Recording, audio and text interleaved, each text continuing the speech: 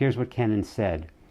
I think it is the beginning of a new Cold War. I think the Russians will gradually react quite adversely, and it will affect their policies. It is a tragic mistake. There is no reason for this whatsoever. No one was threatening anyone. This expansion would make the Founding Fathers turn over in his grave. My name is Ben Abelo. I'm the author of a new short book called How the West Brought War to Ukraine. And I'll just read the subtitle because that will save a lot of time. The subtitle is Understanding How U.S. and NATO Policies Led to Crisis, War, and the Risk of Nuclear Catastrophe. And unlike the mainstream narrative that's coming out of Washington or the European capitals or that is being covered by much of the mainstream media, I'm arguing the case that the U.S.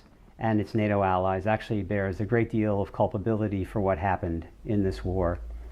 Obviously, it was the Russian military and the Russian Kremlin and Vladimir Putin who made the actual decision to go to war. So there's no question that in a proximal sense, this was a war that Vladimir Putin and the Russian Kremlin and, the extent to which a single individual versus a military bureaucracy was actually involved in this is extremely hard to discern.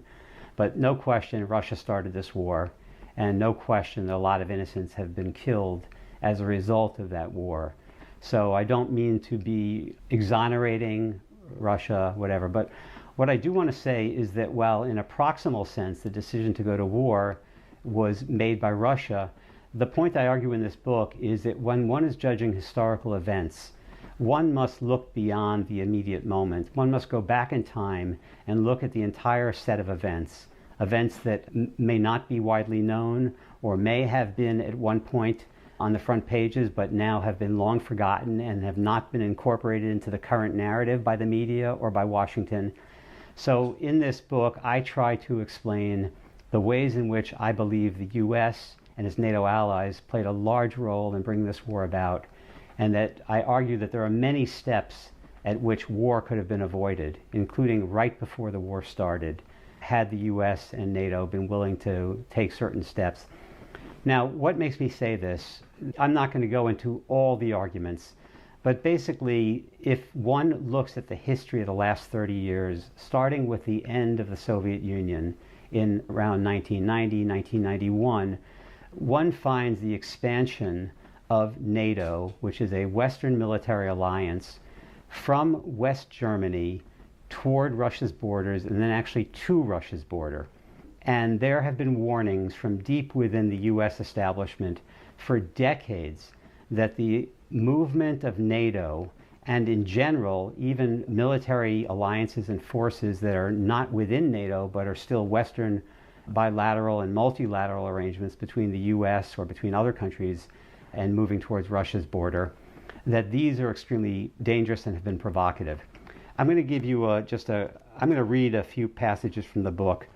To start with, I'm going to reference a man named George Kennan, who was in some ways probably the greatest and most prestigious living statesman at the time that the NATO expansion began.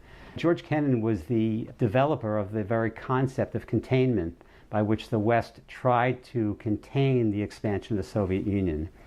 And in the late 90s, when it first became clear that the U.S. was definitely going to push for NATO expansion, Kennan wrote, why, this was actually part of an interview published in the New York Times, why, with all the hopeful possibilities engendered by the end of the Cold War, should East-West relations become centered on the question of who would be allied with whom, and by implication against whom, in some fanciful, totally unforeseeable, and improbable future military conflict. And a year after that, as it became really clear that NATO was going to expand, here's what Kennan said.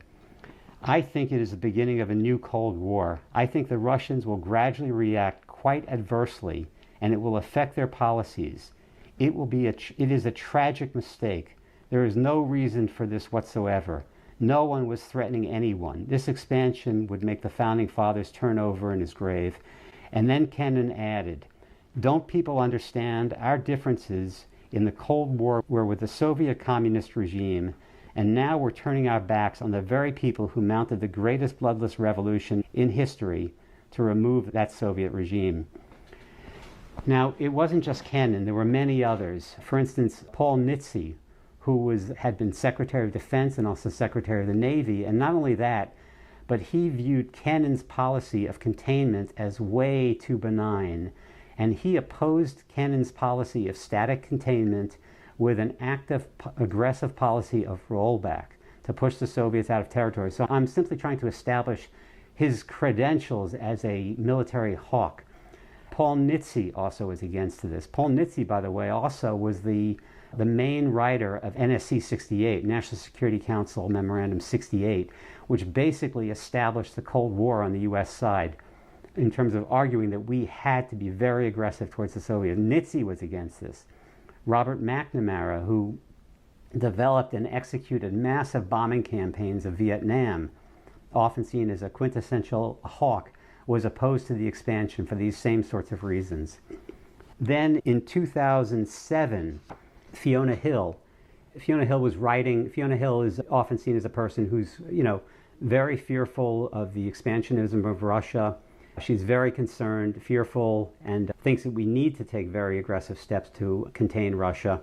She, in an interview she made with Politico, an online publication, right at the beginning of this war, she made reference to statements that were made to discussions occurring in the National Intelligence Council. And this is the body that is the advisory body for the Director of National Intelligence, which is the executive director of the entire U.S. intelligence establishment. Hill, describing back what happened in 2007, wrote, "Back then," or this was an interview, she stated, "Back then I was a national intelligence officer, and the National Intelligence Council was analyzing what Russia was likely to do in response to the NATO Open Door Declaration." That was a declaration, by the way, during which NATO said they would bring Ukraine and Georgia, which are both located on Russia's border, into NATO.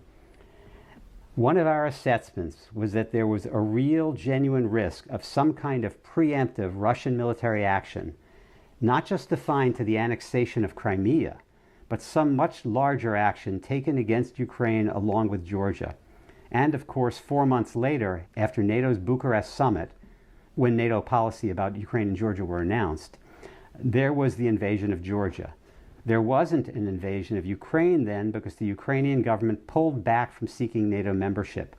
But we should have seriously addressed how we were going to deal with this potential outcome and our relations with Russia.